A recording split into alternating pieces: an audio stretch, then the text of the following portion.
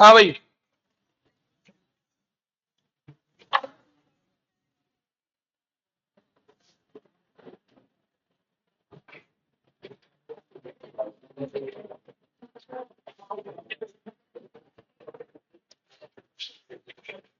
2 market पढ़ चुके हैं, मोनोपोलिस्टिक, मोनोपोलिस्टिक पढ़ लिया, परफेक्ट कंपटीशन पढ़ लिया।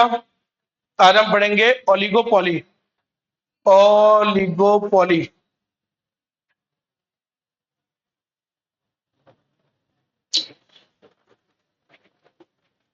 ओलिगोपोली। ओलिगोपोली।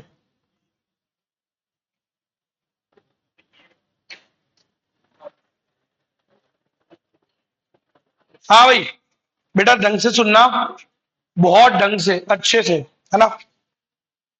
ओलिगोपोली, ये जो मार्केट है, क्या नाम है? ओलिगोपोली। ये मार्केट दो नाम से मिलके बनाया है।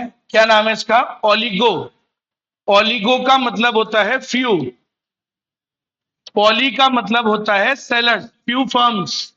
तो इस मार्केट में कितनी फर्म्स होती हैं? फ्यू। अब एक वर्ड मैं बीच में डाल रहा हूं, फ्यू लार्ज फर्म्स। कितनी होती है? Few large firms. तो बड़ी वाली फ्यू फर्म्स होती है, 8-10 फर्म्स होती है टोटली। ठीक है, जिनके पास में मैक्सिमम मार्केट का हिस्सा उन्हीं के पास होता है।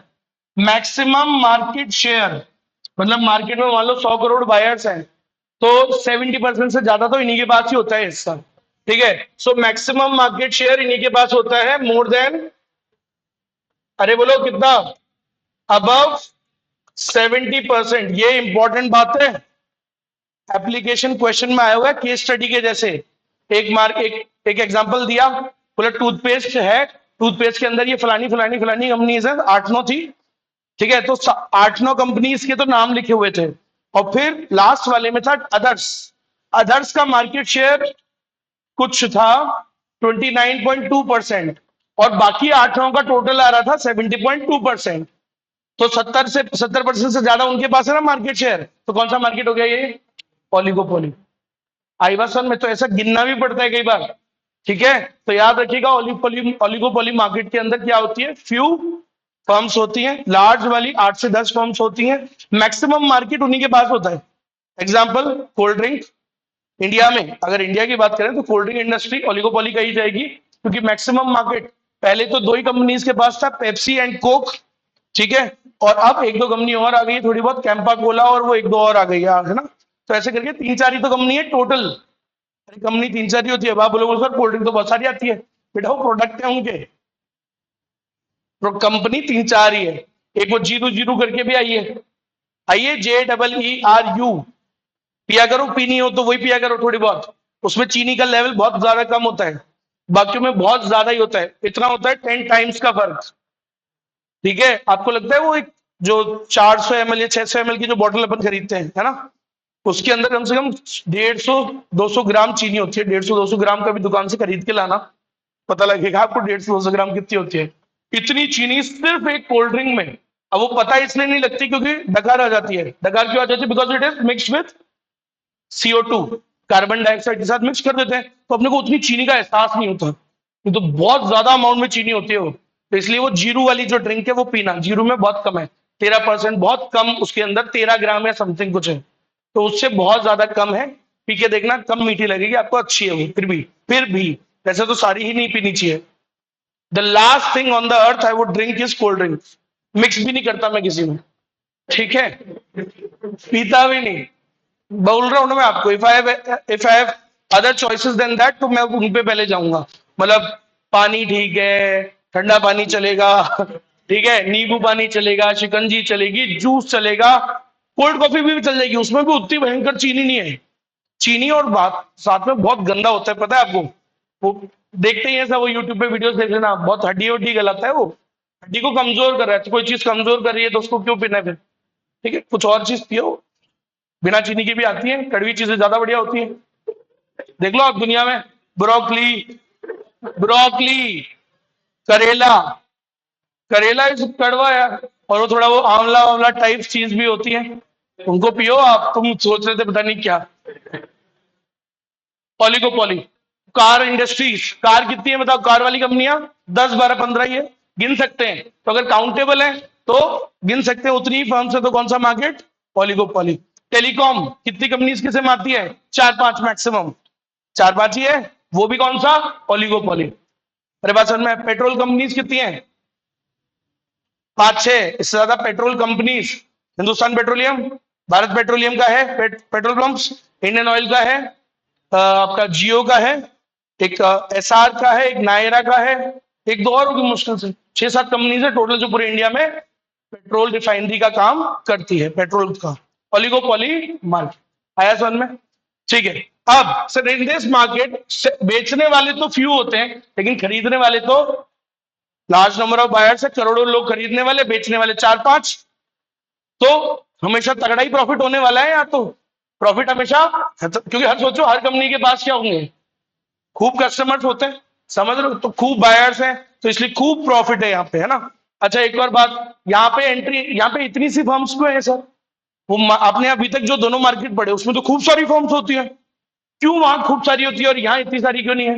वहां इसलिए इतनी सारी है क्योंकि वहां पे क्या होता है, फ्री एंट्री है, कोई भी आ रहा है सर, कोई रेस्ट्रिक्शन नहीं है, कोई चीज नहीं है, जो आना है चाहे वो आ सकता है। लेकिन यहाँ पे हर कोई फर्म इस मार्केट को ज्वाइन नहीं कर सकती, एंटर नहीं कर सकती, because there are lot of barriers, खूब सारी बैरियर्स है। मैंने ये थोड़ी बोला रेस्ट्रिक्शन है, दो वर्ड होते हैं, एक है रेस्ट्रिक्शन, रेस्ट्रिक्शन मतलब रेस्ट्रिक्टेड एरिया, आ ही नहीं सकते भाई साहब, समझ गया, समझ में आई मेरी बात। आर्मी एरिया क्या होता है, restricted for civilians, restricted means you can't enter.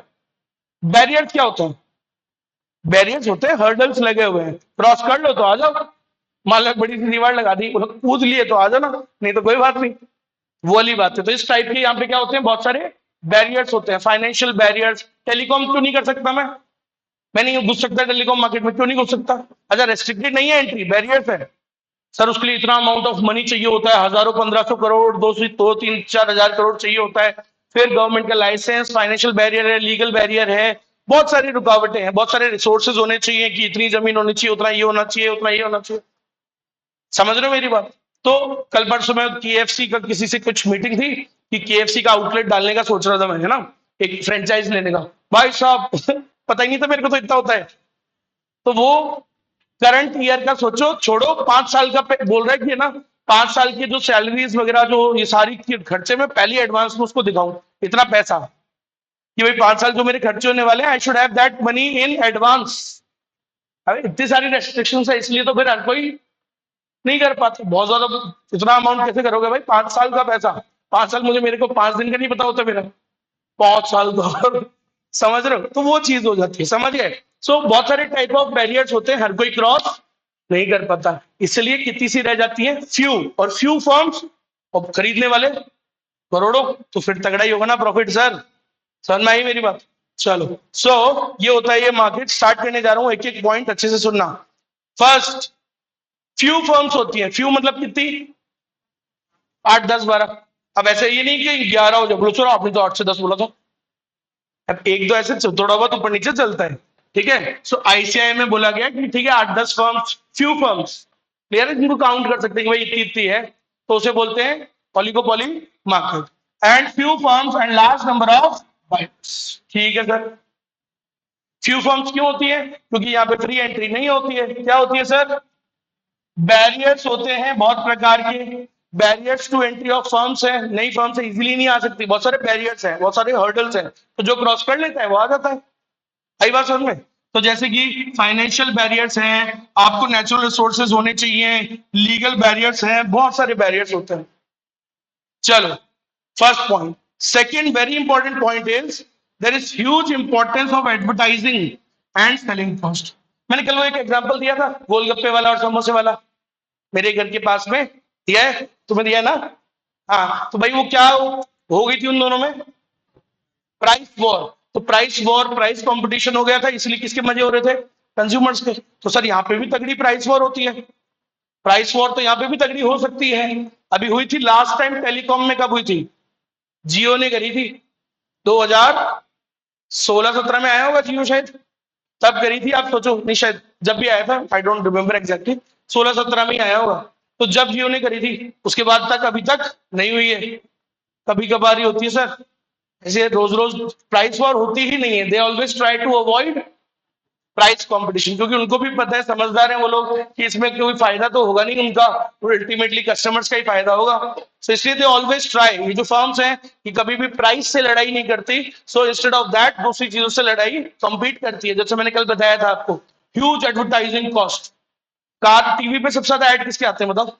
Car के, मोबाइल के, टेलीकॉम के, और पान मसाला।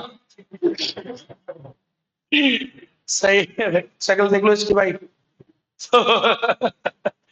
विमल का पोता है ना, कौन सा? जुबान की सी, वो विमल ही तो है। वो विमल है, कौन सा है ब्रांड है? विमल ही तो है। अच्छा भाई, पैसा देखो तुम अनसेंट उनके पास है। शाहरुख को ला रहा है, अक्षय को ला रहा है। वो कौन सा है वो? टाइगर श्रॉफ, हाँ। तो टाइगर श्रॉफ को ला रहा है। बोलो यार, हद ही हो रही है यार, इतना और बेच कर है। आप ये बात को समझो, मतलब पान मसाला बेच रहे, पान मसाला है ना, गुटखा टाइप पान मसाला टाइप पान मसाला बेच रहे, कितने रुपए की चीज है आप सोचो। 1 रुपए 2 रुपए की आती है, 5 रुपए 6 रुपए 7 रुपए। वो रजनीगंधा है तो थोड़ा मैं एक्सपेंसिव होगा। मतलब नॉर्मली इतनी छोटी सी चीज बना रहा है, और ऐसी चीज बना रहा है जो कितनी मास में उठी होगी। और सोचो इनको हायर करना है एडवर्टीजमेंट के लिए, पैसा तो अनसेंट आ रहा होगा ना। समझ गए मेरी बात? जिसमें गवर्नमेंट टैक्स भी से खूब लेती है, फिर भी फिर भी अब आप सोचो, 2-5 रुपए की वो चीज है, उसमें गवर्नमेंट कोई टैक्स भी दे रहे हैं 2-3 रुपए का। फिर उसमें फिर ये कितना कैसे कॉस्टिंग निकाल रहे हैं, खर्चे भी निकाल रहे हैं, सब निकाल रहे हैं, प्रॉफिट भी निकाल रहे हैं। तो इसका मतलब क्या खिला रहे हैं तुमको? कचरा। और कहां करेंगे फिर बचत, आप सोचो। आदमी सोच रहा बोले और 2-3 रुपए में दाने दाने में केसर का दम, आप मैं और बैक पाइपर क्लब सोडा, दाने दाने में केसर का दम। केसर डालेंगे कितने? 2 रुपए में। केसर कितनी आती है लेकिन पता करो कितनी सी होती है, बहुत महंगी होती है। ठीक है, इलायची, जस्ट वन पीस ऑफ इलायची इज वेरी एक्सपेंसिव। और वो बेच रही है, वो क्या नाम है उसका, वो प्रियंका चोपड़ा, पिगी चॉप्स।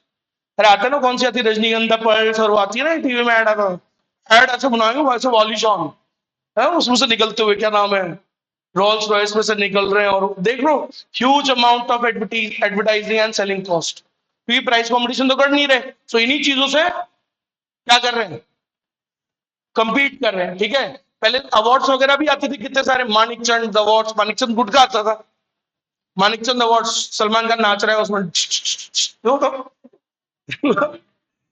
ये सब होता था पहले, अभी भी होता है। तो खूब स्पॉन्सर करते हैं ये लोग, खूब पैसा बहाते हैं, सबसे ज्यादा। सर में आया भयंकर एडवर्टाइजिंग, और इन पे पैसे लगाते हैं। तो याद रखना, सबसे ज्यादा ये चीज तो सर आपने पिछले वाले में भी बताई थी। अब सुन लो, सीक्वेंस बता रहा हूं, सेलिंग कॉस्ट का और एडवर्टाइजिंग कॉस्ट का। हाईएस्ट मतलब दोनों साथ में, मतलब सेलिंग और एडवर्टाइजिंग कॉस्ट सबसे ज्यादा कहां लगती है, किस मार्केट में? ओलिगोपोली। हाईएस्ट, हाईएस्ट मतलब सबसे ज्यादा। ठीक है, सेकंड हाईएस्ट, उसके बाद मोनोपोलिस्टिक, फिर थर्ड हाईएस्ट मोनोपोली। अब मैं बोल रहा हूँ मोनोपोली में भी एडवर्टाइजिंग सेलिंग कॉस्ट, हाँ तो यार थोड़ा बहुत तो उसको भी लगाना पड़ता है। अगर आपकी मोनोपोली भी है तो भी कस्टमर्स को कुछ आपके नए प्रोडक्ट्स के बारे में बताने के लिए तो लगाना पड़ेगा ना एडवर्टीजमेंट। नहीं तो बोलो, तुम सोचो बोले नहीं नहीं क्या लगाओगे, अरे नए प्रोडक्ट्स के लिए तो इन्फॉर्म करोगे। रेलवे का भी तो ऐड आता ही है ना, समझ गए मेरी बात? तो आता है, आईआरसीटीसी का ऐड नहीं आता क्या? चेक कर लो आप। तो चाहे भले ही मोनोपोली हो, थोड़ी बहुत एडवर्टाइजिंग तो उसको भी करनी पड़ती है। सबसे हाईएस्ट किसको, जल्दी बोलो? Oligopoly. Next highest monopolistic, third, fourth perfect. गलत, गधे हो तुम, परफेक्ट में लगती ही नहीं है। नो मीन्स, तो सीक्वेंस में ही नहीं है भाई, तीन ही है सीक्वेंस में, ओलिगोपोली, मोनोपोलिस्टिक एंड। तो कभी भी कोई क्वेश्चन पूछ ले अगर कि advertise huge advertisement cost, selling cost किस मार्केट में लगती है, तो पहले आंख बंद करके किस पे टिक मारोगे? वो उसी का फीचर है असली में, मेन तो सबसे ज्यादा इसी में लगती है। चलो, non price competition, sir price से नहीं करते कंपटीशन, प्राइस वॉर को अवॉइड करते हैं। सो प्राइस के अलावा दूसरी चीजों से compete करते हैं। After sale service, innovations, innovate करते रहते हैं, फीचर्स डालते रहते हैं, प्रमोशन करते हैं, एडवर्टीजमेंट करते हैं, डिस्काउंट देते हैं, बोगा ऑफ, ये सब चीजें वो सब बताया था। चलो नेक्स्ट, अब सुनना, ये रहा sequence of advertising cost, oligopoly, monopolistic और मोनोपोली, और यहां नो। एक पॉइंट सुनना सब लोग, mutual interdependence among the firms. Mutual interdependence among the firms, क्या मतलब इसका? इंटरडिपेंडेंट, म्यूचुअल का क्या मतलब होता है? म्यूचुअल का क्या मतलब होता है? एक दूसरे पे। इंटरडिपेंडेंस का मतलब क्या होता है? निर्भर, डिपेंड करते हैं। अरे समझ गए क्या? जैसे आजकल लड़कियां क्या बन रही है? आत्मनिर्भर, मतलब किसी और पे डिपेंडेंट नहीं होना चाहते, बोला नहीं हम अपना अपना खुद करेंगे, ठीक है। सो आत्मनिर्भर मतलब इंडिपेंडेंट, राइट। सो यहां पे क्या है, वो इंडिपेंडेंट अलग होता है, और ये क्या है? इंटरडिपेंडेंस। सेम मत ले जाना दोनों को। तो यहाँ पे जो फर्म्स होती हैं वो आपस में इंटरडिपेंडेंट होती हैं, एक दूसरे पे डिपेंड करती हैं। काय के लिए? सर काय के लिए डिपेंड करती हैं? For the decisions related to price and output. मतलब सर ये जो जियो है ये एयरटेल से पूछ के करता है सब कुछ, उसके हिसाब से उसके उससे पूछ के करेगा प्राइस और आउटपुट डिसीजंस। ये नहीं कह रहा हूं मैं। इंटरडिपेंडेंस का मतलब यह है कि जब भी आप अपनी प्राइस और अपने आउटपुट को, प्रोडक्ट को डिसाइड करते हो, तो क्या ध्यान में रख के करते हो?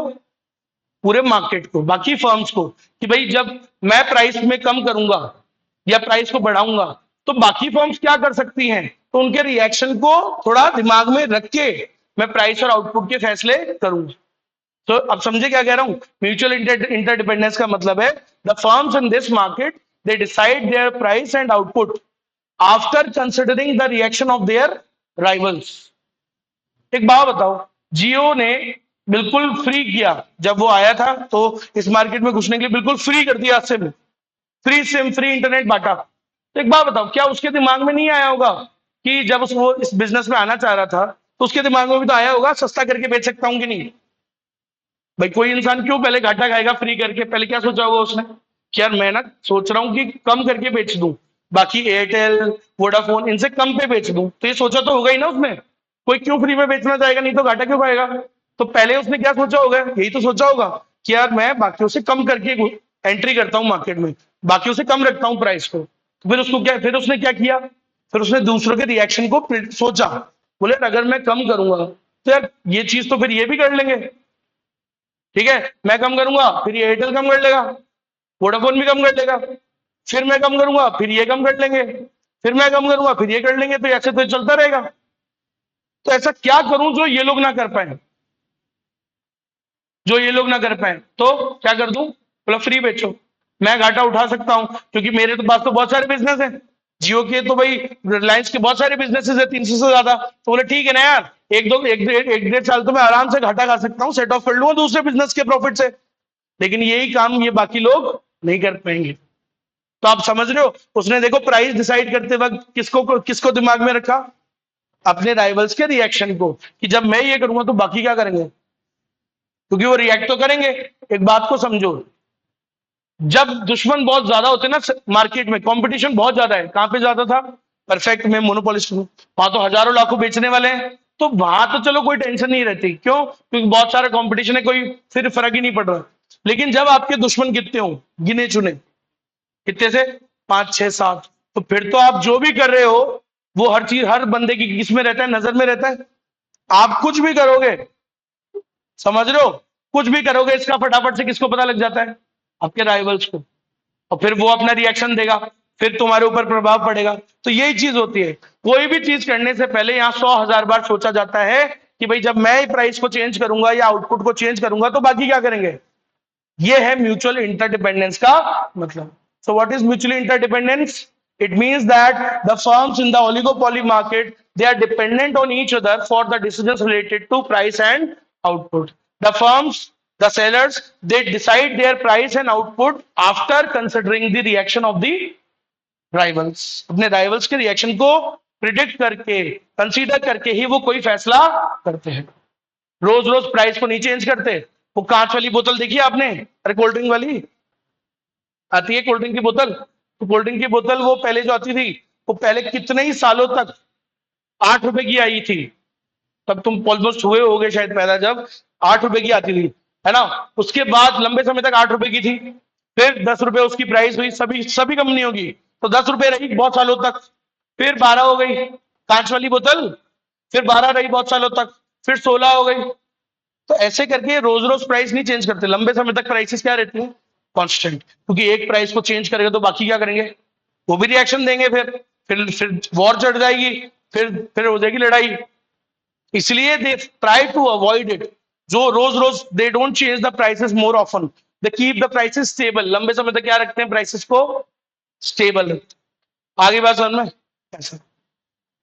सो ये होता है मामला। अब सुनना, एक चीज पढ़ाने जा रहा हूं वेरी इंपॉर्टेंट, डिमांड कर्व। एक बात बताओ, परफेक्ट कंपटीशन में डिमांड कर्व कैसे बनता है, बताओ बताओ बताओ। परफेक्ट कंपटीशन में डिमांड कर्व कैसा था, कैसा, ऐसा। क्यों बना था ऐसा, क्योंकि गुड्स कैसे होते थे, कैसे होते हैं, perfect substitutes of each other, बिल्कुल सेम। ठीक। अच्छा बताओ, मोनोपोलिस्टिक में डिमांड कर्व कैसा बना था, डाउनवर्ड एंड फ्लैटर। क्यों बना था, because the goods were differentiated, different होते हैं बट, अरे बोलो, close substitutes of each other. तो हमने डिमांड चैप्टर में पढ़ा हुआ है कि परफेक्ट सब्स्टिट्यूट में इनफाइनाइट होता है, इलास्टिसिटी कितनी कैसी होती है, इनफाइनाइट। यहां पे कैसा होता है, ग्रेटर देन 1, तो ग्रेटर देन वन तो ऐसे ही बनेगा सर, डाउनवर्ड फ्लैटर। लेकिन इस मार्केट में कैसा बनेगा, अब सुनना, आपको पता था कि परफेक्ट कंपटीशन में गुड सबके सेम होते हैं, एकदम सेम। मोनोपोलिस्टिक में कैसे होते हैं, डिफरेंशिएटेड होते हैं, थोड़े थोड़े डिफरेंट होते हैं, लेकिन है सब एक दूसरे के क्लोज सब्स्टिट्यूट्स। और अब है ओलिगोपोली। ओलिगोपोली में मैंने बताया ही नहीं कौन से कैसे होते हैं गुड्स, बताओ। कार सबकी डिफरेंट होती है क्या, कार सबकी डिफरेंशिएटेड होती है, सेम होती है सबकी कार, नहीं, डिफरेंशिएटेड। समझ गए, इसके जैसी सबकी थोड़ी थोड़ी डिफरेंट होती है गाड़ी, है ना। ठीक है। अच्छा, पेट्रोल सबका सेम होता है क्या, पेट्रोल तो सबका सेम होता है, अरे कोई भी ये सारी पेट्रोल पंप से ले आओ पेट्रोल, पेट्रोल सबका सेम होता है। टेलीकॉम सबका सेम ही तो होता है, टेलीकॉम। ऐसा थोड़ी है बोला नहीं, जियो वाले के अंदर गूगल अलग, अलग तरीके से खुलता है, उसके अंदर वो जियो वाली औरत आएगी, बोला आइए, बहुत बहुत आपका धन्यवाद, आभार, आप हमारे गूगल पे आए, जो भी डालना है डालिए, सर्च कीजिए, जो भी है। ऐसा कुछ का अनोखा खुलता है क्या गूगल, नहीं ना। जियो की सिम में बोलो नहीं नहीं अलग आएगा सर, वो गोरी गोरी औरत है कि नीता अंबानी हाथ जोड़ के ऐसे यूं ओपन होगा उसमें गूगल के अंदर, ऐसा कुछ नहीं है ना, नथिंग लाइक दैट, सब सेम ही तो खुल रहा है। यूट्यूब किसी में भी चला लो सेम ही चलेगा, तो फिर तो टेलीकॉम सबका क्या होता है, सेम। तो गुड्स कैसे हो सकते हैं यहाँ पे, सेम भी हो सकते हैं, होमोजीनियस और डिफरेंशिएटेड भी। तो एक बात बताओ, गुड्स ही सेम, गुड्स का ही फिक्स नहीं है, तो जब गुड्स ही फिक्स नहीं है तो फिर डिमांड कर्व कैसे बनाऊंगा मैं इसका। जहां फिक्स था गुड्स की कैसे होते हैं, सबके सेम, या फिक्स था कि सबके क्लोज सब्स्टिट्यूट्स अवेलेबल है, इसके तो गुड्स का ही पता, तो अता पता नहीं है, सर्टिनिटी नहीं है, क्योंकि दोनों हो सकते हैं, सबकी गाड़ियां डिफरेंट डिफरेंट होती हैं, तो डिफरेंशिएटेड भी हो सकता है, ऐसा भी बन सकता है, और ऐसा भी बन सकता है, तो कुछ सर्टिनिटी। समझ में आया, तो क्या कहने वाला हूं मैं, सुनना अच्छे से। इस मार्केट में डिमांड कर्व को डिटरमाइन करना पॉसिबल नहीं है with full certainty. Full certainty मतलब फुल श्योरिटी के साथ डिमांड कर्व नहीं बताया जा सकता, क्योंकि डिमांड कर्व किस पे डिपेंड करता है, गुड्स पे, और गुड्स का ही कोई अता पता नहीं होता, सर्टिनिटी नहीं है। एक और रीजन देता हूं, सर्टिनिटी के साथ साथ एक बात बताओ, परफेक्ट कंपटीशन में जो सेलर होता है, ठेले वाला, सब्जी वाला, क्या वो प्राइस को चेंज कर सकता है, कर सकता था क्या, नहीं। ज्यादा बेचने के लिए वो प्राइस को बढ़ाता है क्या, कम करता है क्या, नहीं। मैंने बोला था आपको उसके पास कंट्रोल ही नहीं प्राइस का। अरे प्राइस क्या रहती है, कांस्टेंट, डिमांड है 100, ज्यादा बेचने के लिए वो प्राइस को कम कर सकता है क्या, परफेक्ट कंपटीशन में नहीं कर सकता, सेम प्राइस रहती है, सही है। तो हमको पता है कि यहाँ तो प्राइस चेंज होगी ही नहीं। अच्छा, यहाँ पे क्या हम प्राइस को कम करते हैं क्या डिमांड को बढ़ाने के लिए, यस, और हमें पता भी है कि थोड़ा सा ही गिराने से, प्राइस अगर मैं थोड़ी सी कम करूंगा 10 से 8, तो डिमांड में कैसा इफेक्ट आता है? बहुत बढ़िया, greater than 1, it's a good effect. मुझे पक्का पता है कि भाई क्योंकि मेरी प्राइस कम करूंगा तो दूसरों के कस्टमर आएंगे मेरे पास, मेरी डिमांड अच्छी खासी बढ़ेगी। फुल सर्टेनिटी है, श्योरिटी है। लेकिन वही श्योरिटी ओलिगोपॉली में नहीं होती, क्योंकि सोचो जरा, दिमाग लगाओ, पेप्सी, कोक, थम्स अप, ये सब कोल्ड ड्रिंक किसमें ओलिगोपॉली में आती है ना? अब आप देखना सामने, पेप्सी, कोक, थम्स अप, मान लो सब 20 रुपए की है। अब सुनना भाई, ठीक है, मान लो अपना गुड है पेप्सी। अब यहां पे तो सब जगह श्योरिटी थी कि प्राइस कम होगा तो क्या इफेक्ट आएगा, सब पता है, फुल श्योरिटी थी कि रिस्पॉन्स क्या आएगा। यहां पे नहीं पता। अब आप देखो, आज तक हमेशा तुमने जब भी प्राइस को गिराया है, डिमांड क्या हुई है? बढ़ी है। आज देखना, मान लो डिमांड थी इसकी 5,000, इसकी भी 4,000 मान लो, इसकी मान लो 3,000, ठीक है। अब सुनना, आज तक आपने हमेशा देखा, बाकी सभी इस मार्केट में भी है कि प्राइस गिरेगी तो डिमांड बढ़ेगी बढ़ेगी, और इसमें भी तुम्हें पक्का पता है यहाँ तो प्राइस गिरती ही नहीं है, डिमांड बढ़ाने की, प्राइस गिराने की जरूरत ही नहीं है। तो फुल श्योरिटी है कि क्या होगा, पता है हमको, लेकिन यहां नहीं पता कि क्या होगा। क्योंकि अब मान लो अपन पेप्सी है, मैंने प्राइस को कम किया, लेट से 18, अब डिमांड मेरी बढ़ेगी या नहीं बढ़ेगी, बताओ? बढ़ेगी? बढ़ेगी? कुछ पक्का नहीं है। मैंने 18 करी और उन्होंने भी 18 कर दी, तो अब आप बोलो सर, वो सर ऐसे कैसे कर देंगे? बेटा, रियल रियल लाइफ और इकोनॉमिक्स अलग होती है। इकोनॉमिक्स में होता होगा वन फैक्टर बीइंग वो, अदर फैक्टर्स बीइंग कांस्टेंट, यहां थोड़ी कांस्टेंट होते हैं। तुम क्या बोलोगे उसको? बोलो नहीं नहीं, अभिषेक सर ने बोला था। मुकेश क्या बोलेगा बाकियों को? बोलो नहीं नहीं, कांस्टेंट कांस्टेंट, ऐसा थोड़ी होता है। रियल लाइफ में कुछ भी कांस्टेंट नहीं होता। तुम जब कुछ करोगे तो बाकी रिएक्ट नहीं करेंगे क्या? है वो क्या सीट गर्म करने के लिए बैठे खाली? कुछ तो करेंगे। तो when you are decreasing the prices, अगर वो कम नहीं करें, वो रिस्पॉन्ड नहीं करे, तो उनके तो कस्टमर कहां भाग जाएंगे? टूट जाएंगे। तो वो तो रिस्पॉन्ड करेंगे ही ना। तो नॉर्मली क्या होता है, आप जब प्राइस को कम करोगे तो अदर विल ऑल्सो रिएक्ट। और या तो गिने चुने ही है, गिने चुने ही है ना दुश्मन, कितने से हैं? फ्यू फॉर्म से तो है। तो आपको पता होना चाहिए कि प्राइस चेंज करने से पहले कि उसका प्रभाव क्या आएगा, क्या उसके साइड इफेक्ट्स, क्या रिटेलिएशन वो लोग करेंगे। समझ में आई मेरी बात? उनका क्या रिस्पॉन्स आ सकता है, तो आपको पता होना चाहिए, क्योंकि उनके रिस्पॉन्स से आपकी डिमांड बनेगी। आपकी डिमांड पे क्या इफेक्ट आएगा, किस पे डिपेंड करता है? उनके रिस्पॉन्स पे। इसलिए तो मैंने बोला, तुम बोल रहे हो डिमांड बढ़ेगी, अभी मैं बोल रहा हूं अगर मान लो इन्होंने प्राइस कर दी 17, अब अभी भी बढ़ेगी? बढ़ेगी छोड़ो, क्या हो जाएगी?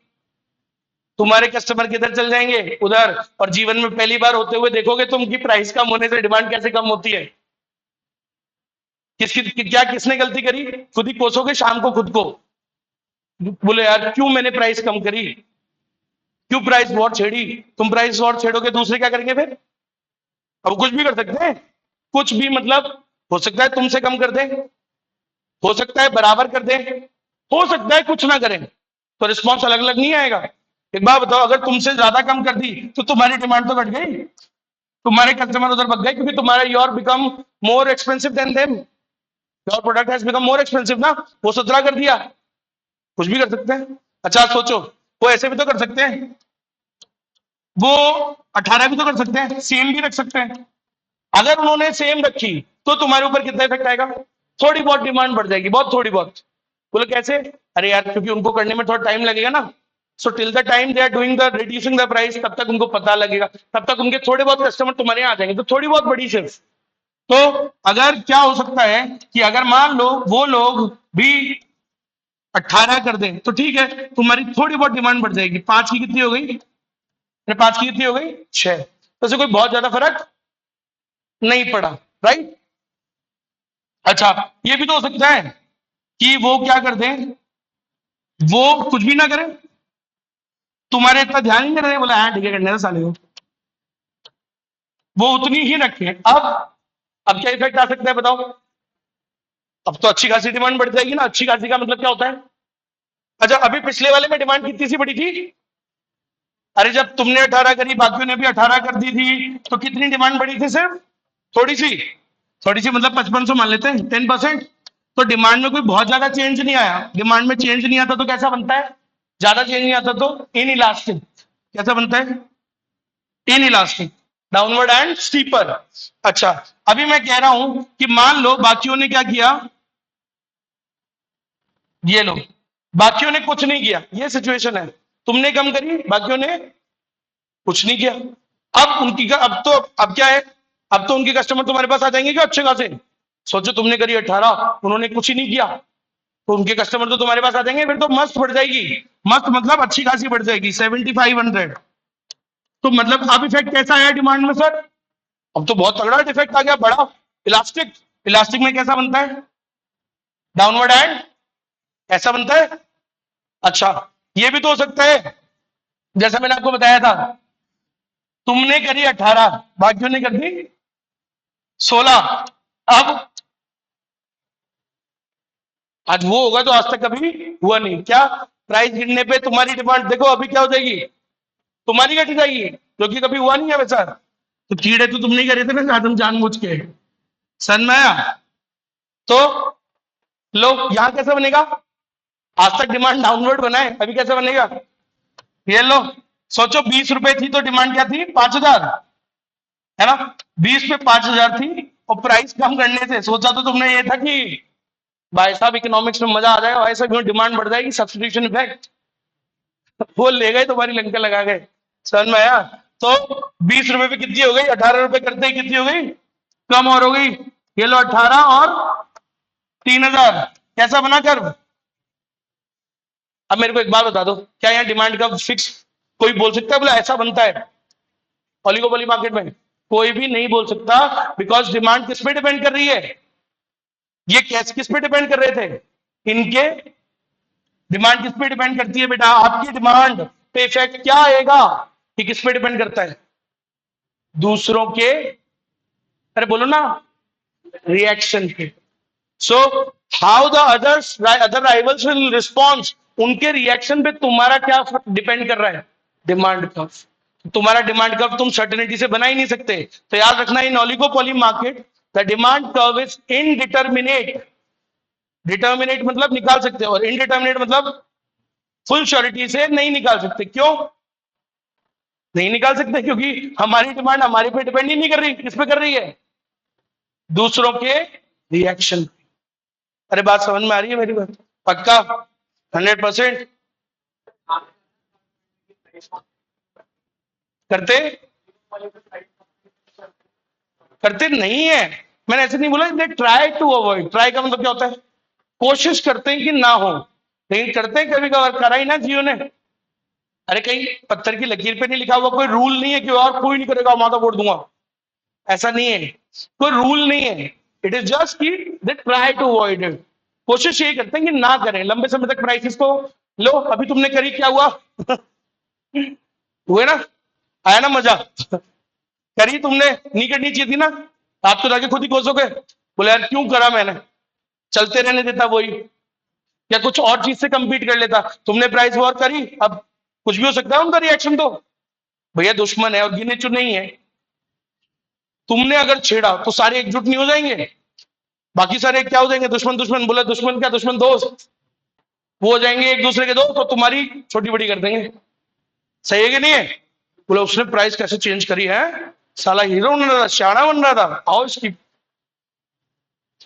छोटी बड़ी करते हैं, वो कर देंगे, देख लो ऐसे तुमसे ज्यादा कम कर देंगे फिर वो, अरे हो ही जाता है ना यार, ग्रुप गुट बन जाते हैं, ग्रुप बन जाते हैं। अरे समझ में आया क्या, मोदी को हराने के लिए देखा नहीं कि सारे चोर एक साथ ठोके थे, सो देख लो आप, और उनके वीडियोस देख लेना 2 साल पहले के, एक दूसरे पे बाल नोच रहे थे तब तो, ठीक है, अरविंद केजरीवाल वो दिल्ली वाली जो शीला दीक्षित है जो चीफ मिनिस्टर थी कांग्रेस की, उसको बोल रहा था उसको जेल में डाल देंगे, उसने ये किया है वो किया, लेकिन जब मोदी को हराने की बात आई तो सारे एक साथ इंडिया अलायंस बना लिया था ना, वो सारे सारे सारे दुश्मन एक साथ।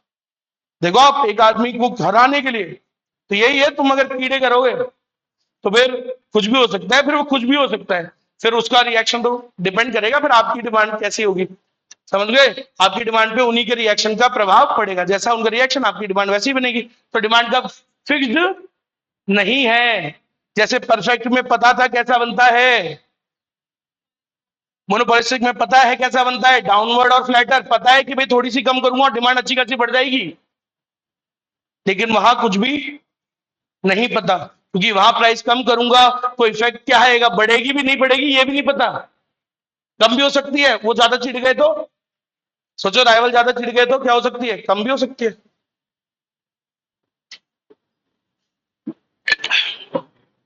समझ में आया, पक्का। So the demand curve in this market is indeterminate, it can not be determined with full surety, full certainty से इसको हम नहीं डिटरमाइन कर सकते, क्यों, because the demand curve depends on the reaction of the, अरे बोलो, क्लोज राइवल्स। भाई मेरी डिमांड बढ़ेगी नहीं बढ़ेगी, कितनी बढ़ेगी, कम बढ़ेगी, ज्यादा बढ़ेगी, ये किस पे डिपेंड करता है, वो कैसे रिएक्ट करेंगे।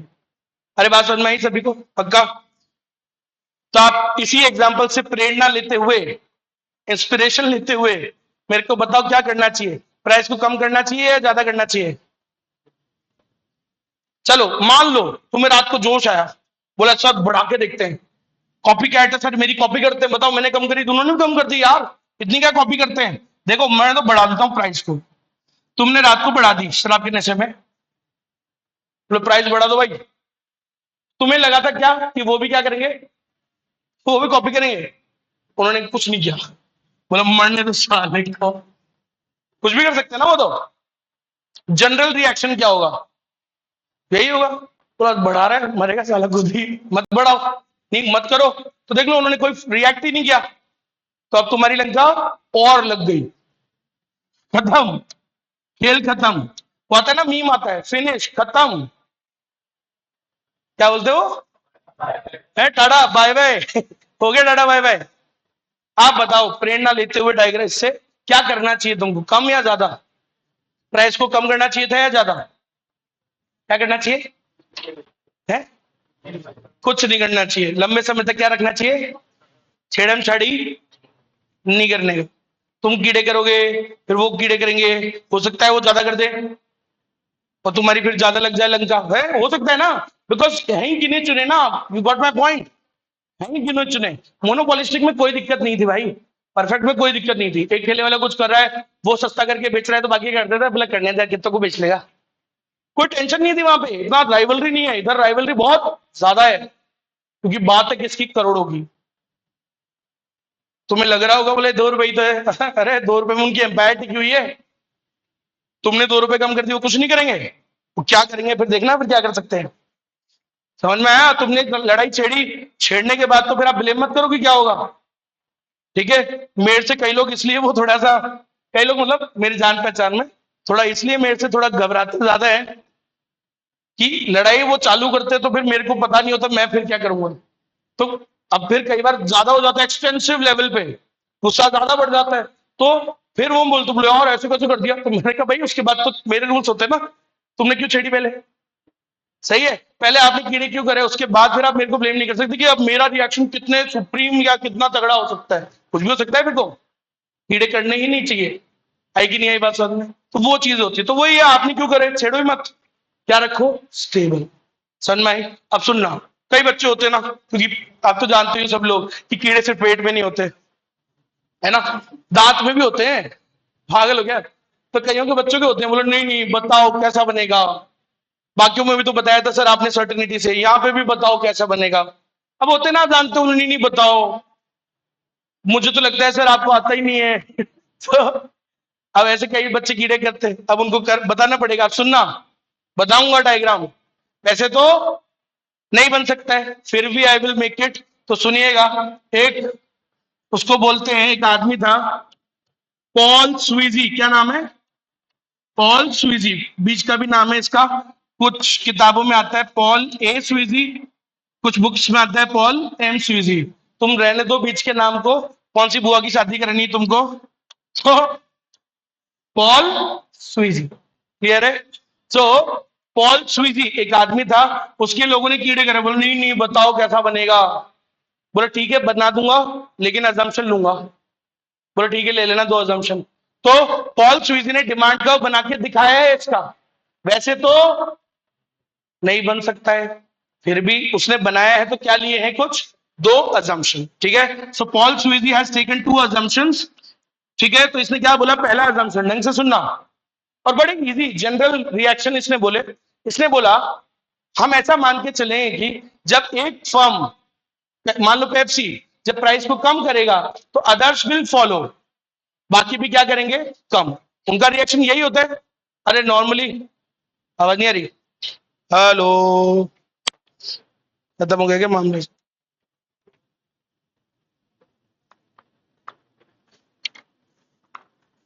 दीदी इक्वालिटी, ये भी ले जाओ, ये भी ले जाओ, डाल के दे देंगे। हाँ भाई, मैं लड़के लड़कियों को एक ही मानता हूँ, इक्वालिटी। क्या टाइम हो गया? एक हो गया, बस ज्यादा नहीं है, थोड़ा सा बचा है, बहुत थोड़ा सा। ज्यादा से ज्यादा बोलूं 1:30 तक छोड़ दूंगा, और बोलो। आधा यार, 2 घंटे बोला था मैंने, 1:30 पे छोड़ रहा हूँ। मैं भी थक गया यार आज।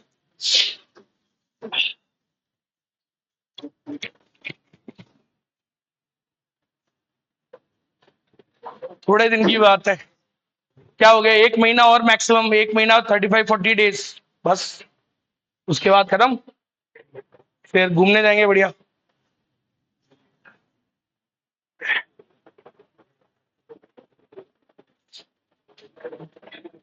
अभी उसमें कितना बचा है मैथ स्टैट्स में? स्टैट्स बची है, स्टैट्स बची है और 3 चैप्टर, सिर्फ स्टैट्स के 3 चैप्टर बचे हैं बस। एक ही हुआ है, और कितने बचे हैं? अरे मतलब कितने टाइम का कोर्स बचा है, ऐसे बता दो। है जुलाई, अच्छा। और लॉ वगैरह में 2 चैप्टर बचे, कौन कौन से? कॉन्ट्रैक्ट बोल दिया ना बस, चैप्टर नहीं होता वो, बुक होती है, बुक। और सोगा, अच्छा, ये 2 बच्चे हैं, ठीक है। और उसमें अकाउंट्स में बाकी हो गए सारे, छोटे छोटे चैप्टर सारे हो गए। मतलब अब, अच्छा ठीक है, हो जाएगा, मतलब वही है, जुलाई जुलाई लगभग, लगता ही है जुलाई। जुलाई और अगस्त के 5-7-6 दिन लगेंगे तो लगेंगे, ठीक है।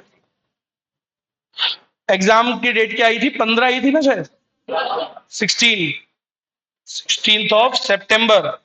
हाँ तो 16 ना, हाँ तो ठीक है यार, 1 महीना का गैप काफी होता है इसके अंदर, अगर मतलब 15 अगस्त तक भी जाएगा तो ठीक है, कोई बात नहीं। भारत माता की जय, ठीक है। 14 अगस्त पे खत्म कर दूंगा, ठीक है। मेरा तो पहले हो जाएगा, लेकिन ठीक है, अगस्त में मतलब अच्छे से फिर रिवीजन वगैरह, कुछ टफ क्वेश्चंस, कुछ अच्छे चैप्टर्स थोड़ा फिर से कर सकते हैं आराम आराम से, ठीक है भाई। हाँ भाई, पॉल स्वीजी, ढंग से सुनना। पॉल स्वीजी ने क्या बोला, 2 assumption लिए ओलिगोपॉली में, when one firm will decrease the price others will also follow. एक फर्म प्राइस को डिक्रीज करेगी तो बाकी क्या बैठे रहेंगे क्या? नॉर्मली क्या होता है, आप बताओ, आप सब बताओ क्या होता है नॉर्मल रिएक्शन, जब एक कम कर रही है तो बाकी क्या करेंगे फिर? वो नहीं करेंगे हम, ये नॉर्मल रिएक्शन ऐसा होता ही है ना। तो उसने पहला यही बोला कि व्हेन वन फर्म, अरे जब एक फर्म प्राइस को कट करेगी, when one firm cuts the price others will, अरे बोलो, बाकियों का क्या रिएक्शन होगा? वो भी करेंगे, अदर्स विल फॉलो। तो एक तो ये होगा, एक assumption। दूसरा, जब एक फर्म बढ़ाएगी प्राइस को तो नॉर्मली क्या रिएक्ट करते हैं बाकी? कुछ नहीं करेंगे, बोलो मरने दो साले को, यही तो। अगर एक पेप्सी बढ़ा रही है प्राइस को, पेप्सी ने मान लो 4 रुपए बढ़ा दी, बाकी क्या करेंगे? नॉर्मली क्या रिएक्शन होगा? कुछ नहीं करेंगे, ठीक है। सो सेकेंड assumption क्या है, व्हेन अ फर्म, इस मार्केट में जब कोई फर्म बढ़ाती है ना प्राइस को, तो क्या होगा? When one firm increases the price, normal reaction is others may not follow, वो फॉलो नहीं करते उसको, मतलब वही उसको कॉपी नहीं करते, वो नहीं बढ़ाते, तो ठीक है, बढ़ने दो ना साले को, कॉम्पिटिशन कम होगा अपना, सही है। अरे आए ना, तो ये होता है 2 assumption, अब इस assumption पे पॉल स्वीजी देखो बना के दिखाएगा आपको डायग्राम। तो यही अपना ऊपर वाला डायग्राम है।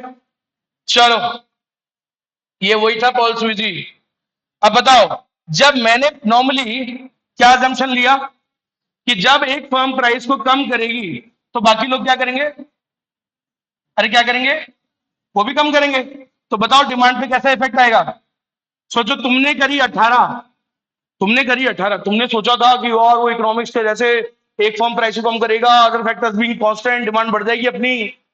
रियल में थोड़ी बढ़ती है, रियल में बाकी भी तो रिएक्ट करेंगे। तो तुमने 18 करी तो बाकियों ने भी क्या कर दी? They also reduce the price. यही है ना assumption अपना। जब एक फर्म प्राइस को गिराएगी, ये है अपनी फर्म, जब एक फर्म प्राइस को गिराएगी तो बाकी भी गिराएंगे, और बाकी गिराएंगे तो आप बताओ आपकी पे प्रभाव क्या आएगा? बहुत ज्यादा आ पाएगा या थोड़ा सा ही आएगा? बोलो बोलो, जो भी लग रहा है बोलो तो सही। थोड़ा सा आएगा या ज्यादा आएगा? थोड़ा ही आ पाएगा ना। तुमने प्राइस को कम करी, दूसरे जब तक कम करेंगे थोड़ा सा तो टाइम लग जाएगा पता लगने में, चेंज करने में। So when you decrease the price तो थोड़े बहुत तो कस्टमर आ ही जाएंगे ना अपने पास जब तक। अरे है ना, जब तक वो प्राइस चेंज करेंगे एक दो दिन में, तब तक तो थोड़े बहुत कस्टमर तुम्हारे। तो डिमांड कितनी बढ़ी? बहुत ज्यादा या थोड़ी सी? थोड़ी सी का मतलब इन इलास्टिक। थोड़ी सी का मतलब, ठीक है, 5,000 से मान लो कितनी सी बड़ी, सिर्फ 5,500। ठीक है, अरे कितनी बड़ी? 5,500। मान लो इसका प्राइस कर देता हूं 15, है ना। अपन ने 15 करी तो बाकियों ने भी 15 कर दी। ठीक है, अब मैं क्यों कर रहा हूं, कोई रीजन है। तो कैसे इफेक्ट आया निकालो, इलास्टिसिटी निकालनी आती है ना सबको। डिमांड कितनी बढ़ी? 10%। प्राइस कितनी गिरी? 25%। आंसर कितना आता है? 1 से कम निकालना कितना आता है? अरे बताओ ना। 0.25। पीछे पड़ा है दीदी कैलकुलेटर, निकाल दो। 10/25%। पॉइंट 10/20%, 25%। 40 है। 10/25% कितना होता है?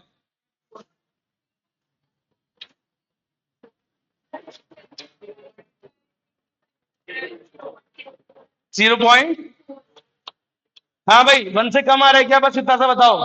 अरे 1 से कम आ रहा है तो 1 से कम को क्या बोलते हैं? In elastic. और डिमांड कब कैसा बनता है?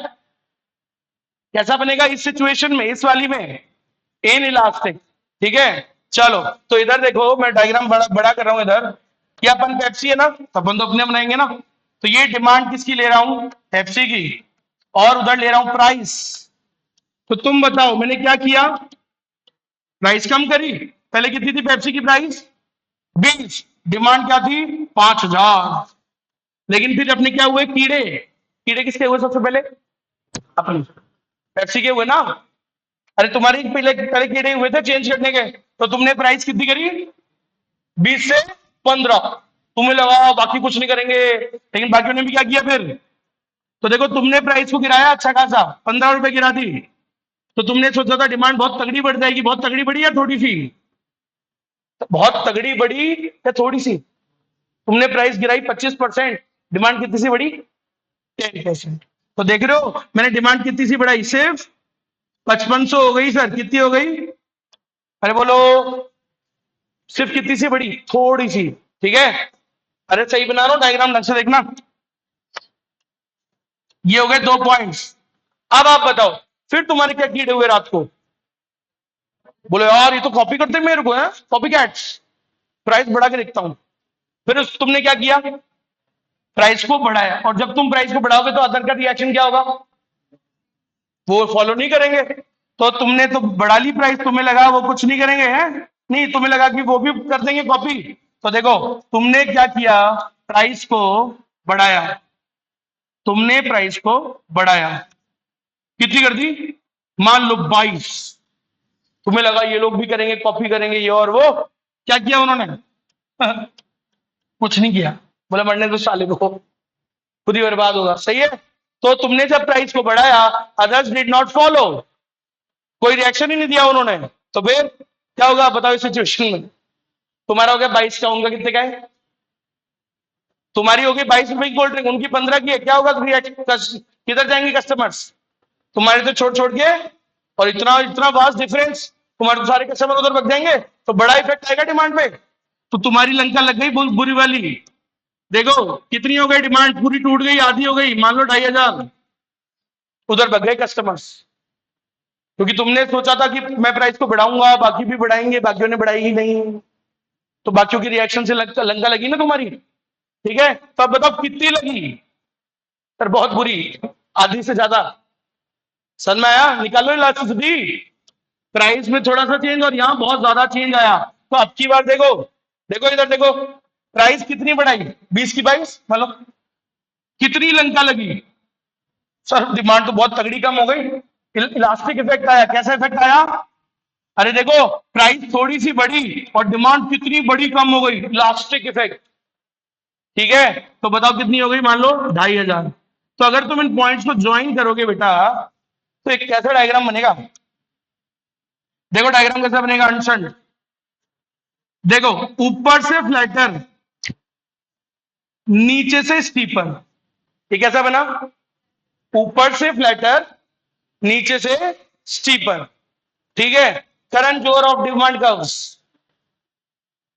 आधा वैसा है आधा वैसा है। ठीक है, तो कैसा हो गया, मिक्स टाइप डायग्राम। इसको बोलते हैं किंग डिमांड कर्व। क्या बोलते हैं? अरे बोलो क्या बोलते हैं? King demand curve. क्या होता है किंग डिमांड कर्व? ऊपर से फ्लैटर, नीचे से स्टीपर, ऊपर से फ्लैटर, नीचे से स्टीपर। अरे देखो ना, फ्लैटर नीचे से स्टीपर, तो इसको बोलते हैं किंग डिमांड कर्व। ऊपर से फ्लैटर, नीचे से, फ्लैटर कहां बनता है? जब इलास्टिक होता है इफेक्ट। और स्टीपर क्यों बनता है? जब इन इलास्टिक होता है। तो सर ये तो मिक्स टाइप बन गया। हाँ तो ऐसा ही बनता है, क्योंकि यहाँ पे कुछ भी सर्टेनिटी है ही नहीं, किसके रिएक्शन से हुआ है ये सब कुछ? दूसरों के।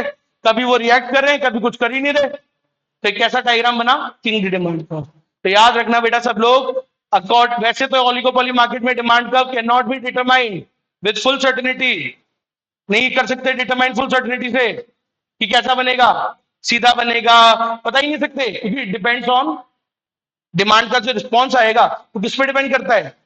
डिमांड बढ़ेगी नहीं बढ़ेगी, कैसी बढ़ेगी, किस पे डिपेंड करता है? दूसरों के रिएक्शन पे, और वो तो कुछ भी हो सकता है। तो इसलिए डिमांड नहीं निकाला जा सकता। लेकिन फिर भी अगर कोई कीड़े ही करे, बोलो नहीं बताओ कैसा बनेगा, तो फिर किसने बताया है? पॉल स्वीजी ने। So according to Paul Sweezy the demand curve is, question आएगा कि पॉल स्वीजी के अकॉर्डिंग कैसा होता है demand curve? Kinked demand curve होता है, ऊपर से फ्लैटर, नीचे से। और उसने कौन से दो अजम्पशन लिए थे? ये डिमांड कर्व बनाने के लिए उसने दो अजम्पशन लिए, कौन कौन से? When one firm decrease the price, others will also follow it. वो भी कम करेंगे, जब एक कम करेगा तो बाकी भी कम करेंगे। और दूसरा assumption क्या लिया उसने कि जब एक बढ़ाएगा तो बाकी फॉलो। ये दो assumption पे वो डायग्राम बनाए हैं। क्लियर है क्या? तो आप बताओ मेरे को, ये पॉल स्वीजी का ही चल रहा है सब कुछ, किसने कहा हुआ है ये सब? पॉल स्वीजी। और आप बताओ इस हिसाब से क्या करना चाहिए था इस पेप्सी वाले को? बताओ सब लोग सामने देखो, क्या करना चाहिए? प्राइस को बढ़ाना चाहिए, 20 थी ना, क्या बढ़ाना चाहिए था या घटाना चाहिए था? समझ है ना आप में, क्या करना चाहिए? कुछ नहीं करना चाहिए, इस प्रिवेलिंग प्राइस पे ही काम करते रहना चाहिए। प्रिवेलिंग मतलब जो चल रही है चलते रहने देना चाहिए। क्या नहीं करना चाहिए कीड़े? क्या नहीं करना चाहिए? प्राइस चेंज नहीं करनी चाहिए। The firm should work at the prevailing price.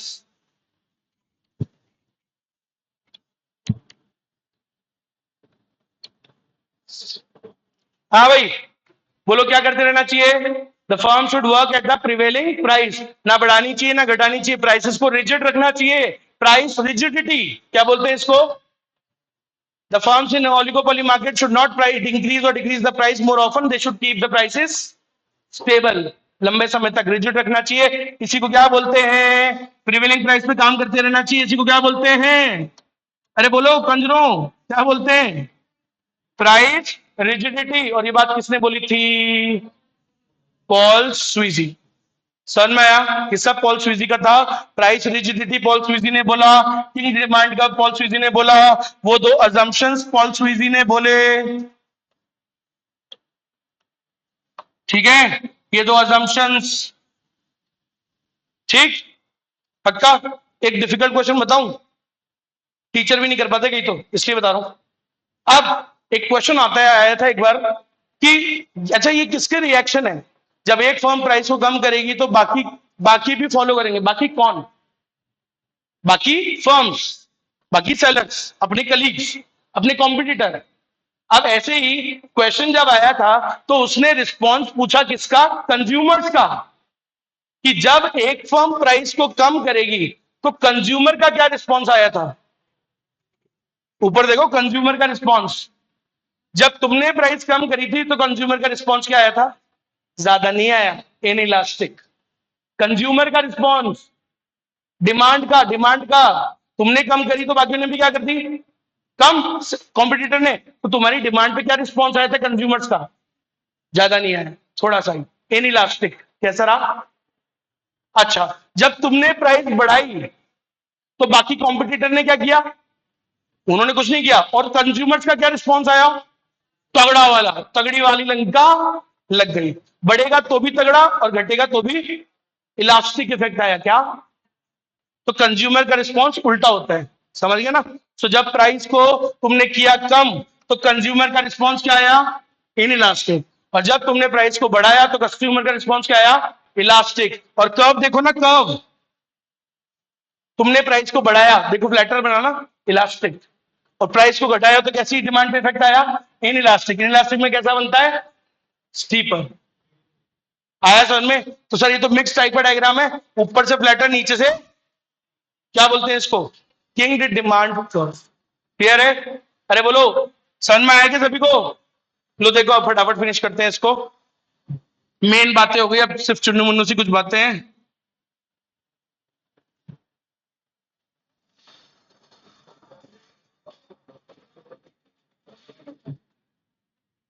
हाँ भाई, सामने देखो, सामने देखो। 15-20 मिनट मैक्सिमम निपटा दूंगा। हाँ भाई, देखो अब ऊपर से चालू करते हैं, क्या क्या हो चुका है। यहां से स्टार्ट किया था, हो गया ये भी। ये फर्स्ट पॉइंट हो गया, सेकंड हो गया, थर्ड हो गया। डिमांड कर्व कैसा होता है? इनडिटर्मिनेट, किंग नहीं होता। अगर नॉर्मली पूछे तो हमेशा क्या बोलना? नहीं बता सकते। वो तो पूछे पॉल स्वीजी ने कैसा बताया तो बताना किंग, अदरवाइज नहीं बन सकता भाई, बन ही नहीं सकता यहाँ पे, क्योंकि कुछ गुड्स ही सर्टेन नहीं है कि कैसे होते हैं गुड्स भाई। होमोजीनियस भी हो सकते हैं, goods can be homogeneous also, can be heterogeneous also, so it can not be determined with full certainty, नहीं बन सकता। वो तो जब कीड़े ही करे, वो भी क्वेश्चन वाला बोल, नहीं नहीं बताओ कैसा बनेगा, पॉल स्वीजी ने तो बताया था, अब बताओ कैसा बने, तो बोलना है, अदरवाइज नहीं। So demand curve under this market is indeterminate, it cannot be determined with full certainty. Clear है किसी बात? सो ये चीज है, it can't be determined with full certainty। Reason क्या है? Interdependence of close rivals. आप कुछ करोगे तो वो भी कुछ करेंगे फिर, और उनके रिएक्शन से डिपेंड करेगा तुम्हारा डिमांड कर्व। तो उनका पता ही नहीं ना, रिएक्शन कैसा भी हो सकता है, it can be anything. Next sequence बता चुका हूं, हाईएस्ट किस में लगती है सेलिंग कॉस्ट, हाईएस्ट किस में लगती है? ओलिगोपोली, नेक्स्ट मोनोपोलिस्टिक, फिर नेक्स्ट मोनोपोली, फिर नेक्स्ट नेक्स्ट होता ही नहीं है, तीन ही होती है, लगती ही नहीं है। कहां पे? परफेक्ट में। ठीक है, म्यूचुअल इंटरडिपेंडेंस होता है। अच्छा ठीक है, फिर भी एक अमेरिकन इकोनॉमिस्ट, क्या नाम था उसका? पॉल स्वीजी। वैसे तो डिटरमाइन कर नहीं सकते, लेकिन उसने फिर भी बताया कि एक कॉन्सेप्ट होता है, यहाँ पे क्या फॉलो करते हैं ओलिगोपोली में? प्राइस रिजिडिटी, बढ़ाते भी नहीं है घटाते भी नहीं है, लंबे समय तक क्या रखते हैं? प्राइस को रिजिड रखते हैं, स्टेबल रखते हैं। They try to work at the prevailing price, ऊपर नीचे नहीं करते ज्यादा, क्योंकि करेंगे तो क्या छिड़ जाती है, कुछ भी हो सकता है फिर। ठीक है, सो अकॉर्डिंग टू पॉल स्वीजी कैसा होता है डिमांड कर्व? अरे कैसा होता है? King demand curve. ठीक है, तो देखो मैंने दिखाया हुआ है इधर, तुमने पहले प्राइस करी 12, 15 से 12, बाकी क्या करेंगे? बाकी भी 12 कर देंगे, अदर्स विल ऑल्सो फॉलो, है ना? One one form decrease the price, others will also follow. फिर तुमने प्राइस को बढ़ाया, तुमको लगा बाकी बढ़ाएंगे, बाकियों ने कुछ नहीं किया ही नहीं फॉलो। ये लो 12 का 12, 12 का 12, 12 का 12, तुम्हारी लंका लग गई तगड़ी वाली। तो प्राइस बढ़ाने पे लंका तगड़ी वाली लगती है, कंज्यूमर का रिस्पॉन्स क्या आता है, इलास्टिक, बड़ा इफेक्ट, तुम्हारी डिमांड तगड़ी कम हो जाएगी।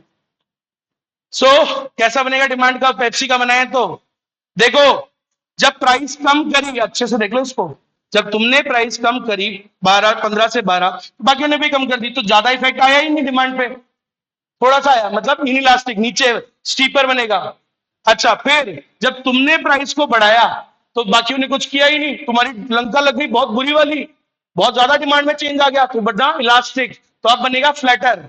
तो प्राइस बढ़ती है तो फ्लैटर, और प्राइस घटाया था स्टीपर, तो ऊपर से फ्लैटर, नीचे से कैसा होता है, हिल।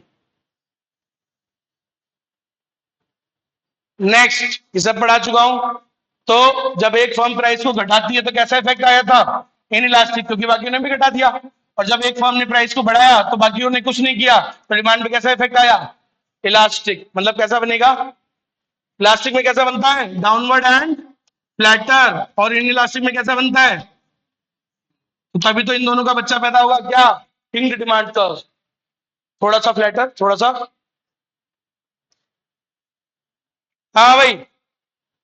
नेक्स्ट, अजम्पशन बता दिए दोनों, डायग्राम बना दिया, क्या करना चाहिए बताओ, प्राइस को 15 से 20 करना चाहिए या 15 से 12, कुछ नहीं करना चाहिए, क्या करना चाहिए, 15 पे काम करते रहो, छड़म छड़ी मत करो। इसी को क्या बोलते हैं, उसी पे काम करते रहना, इसको क्या बोलते हैं, प्राइस रिजिडिटी।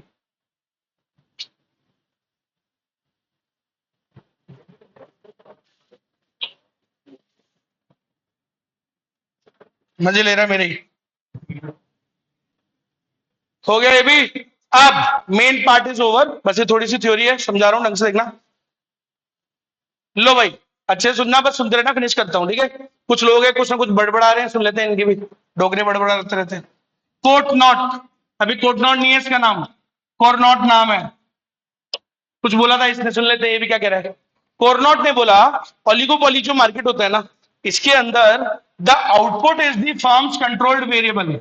आउटपुट तो आप अपने हिसाब से डिसाइड कर सकते हो, लेकिन प्राइस किसके हिसाब से रखनी पड़ेगी, बाकियों के हिसाब से। आप अपने हिसाब से आउटपुट डिसाइड कर सकते हो, बट प्राइस सबके हिसाब से। तो सुनिएगा, ये बात किसने बोली, कोरनॉट। अरे कोरनॉट ने कुछ बात बोली, इसे सुननी है, क्या बोला, इसने बोला देखो ओलिगोपोली मार्केट होता है, तो इसमें आउटपुट तो तुम अपने हिसाब से रख सकती हो, बट प्राइस को कंट्रोल नहीं कर सकते, तो प्राइस तो सबके हिसाब से सोच के करनी पड़ेगी। ऐसा कौन बोल रहा है, ठीक है। बर्ट्रेंड ने इसका उल्टा बोल दिया, उसका उल्टा कर दो। उसने क्या बोला, प्राइस आप अपने हिसाब से रख सकते हो, बट आउटपुट, आउटपुट सबके हिसाब से रखना पड़ेगा। ये कौन बोल रहा है, बर्ट्रेंड। तो बर्ट्रेंड ने क्या बोला, that price is the controlled variable, price को तो कंट्रोल कर सकते हो, आउटपुट को नहीं कर सकते। कौन बोल रहा है ये बात, अरे बात समझ में आई, याद करने वाली बात है। कोरनॉट ने क्या बोला, कोरनॉट ने क्या बोला, आउटपुट कंट्रोल कर सकते हो, प्राइस को नहीं। और ये क्या बोला बर्ट्रेंड, प्राइस कंट्रोल कर सकते हो, अपने हिसाब से रख सकते हो, आउटपुट नहीं। खत्म, ठीक। अरे हो गया, ठीक है। अच्छा, अब ओलिगोपॉली में एक फीचर होता है प्राइस लीडरशिप। क्या होता है, जैसे बताओ टूथपेस्ट के मार्केट में कौन लीडर है, एक कंपनी लीडर है, तो वो जैसे चलाता है मार्केट वैसे ही चलता है ना। ऐसे ही छोटी गाड़ियों में कौन आता है, कौन लीडर है, छोटी कार्स, मॉडल नहीं कंपनी, मारुति। बाकियों की टोटल नहीं जितनी होती वो अकेले बेच लेती होती, समझ में आया। सो समझ गए मेरी बात, छोटी कार्स में who is the leader, Maruti is the leader, right.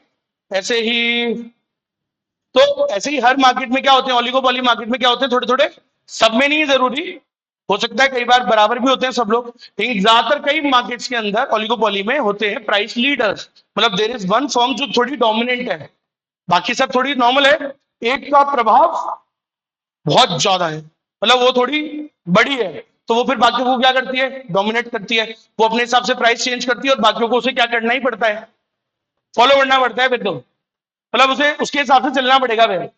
अरे समझ गए सब लोग। तो यहाँ कितनी सी फर्म्स होती है ओलिगोपॉली में, अरे सर फ्यू ही तो होती है, और इनमें कई बार क्या होता है, एक डोमिनेंट लीडर होता है। टेलीकॉम में कौन है लीडर, बोलो आप, बस आ गया ना मुंह पे, वही है लीडर। अभी अभी तो वो जैसे चलाएगा वैसे चल रहा है, सबको फॉलो करना पड़ता है।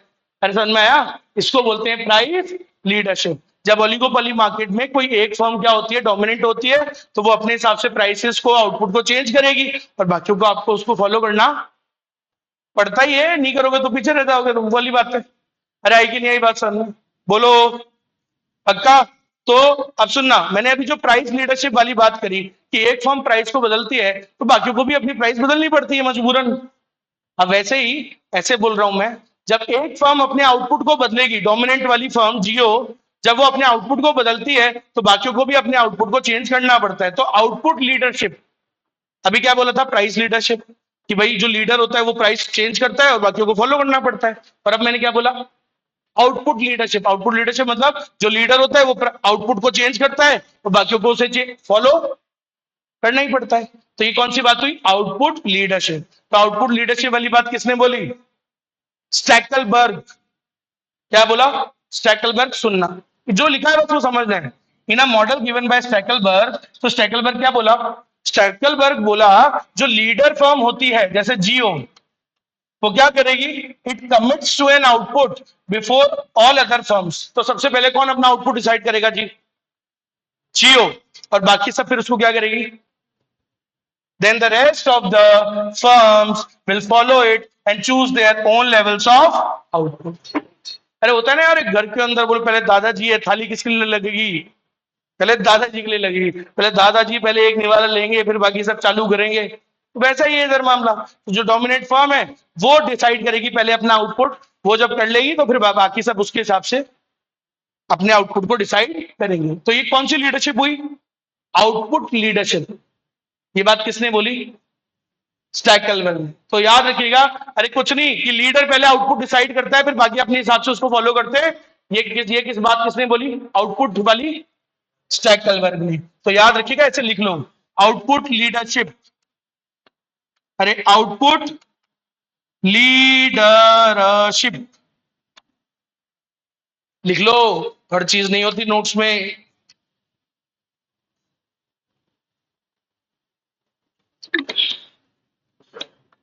हो गया क्या, होने वाला है, फिनिश होने वाला है, सामने देखो, हो गया। चलो अभी, अच्छा अब देखो, अभी तो एक सुना कार्टेल, वो पिक्चर देखी थी वो वाली, उस दिया वो पुष्पा, है ना, उस फर्स्ट वाली, सेकंड तो मैंने देखी नहीं इसलिए मेरे को पता नहीं।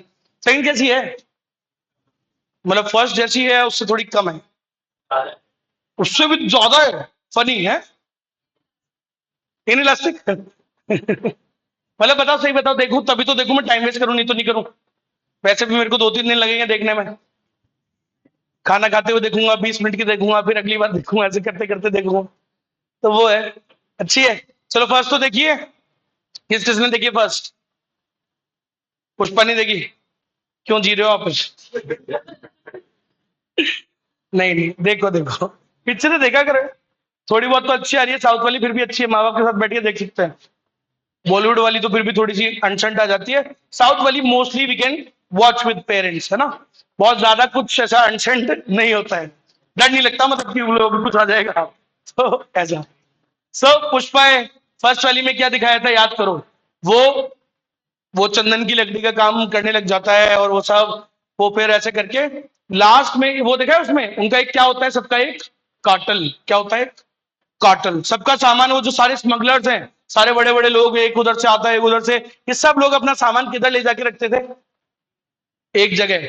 वो जो एक जगह से बिकता था, वो एक कार्टल था, याद करो, एक वो दिखाया था सीन उसमें, वो शिप होती है, वो कार्टल जिसका होता है वहां तक पहुंच जाता है वो डायरेक्टली उस कार्टल वाले के पास।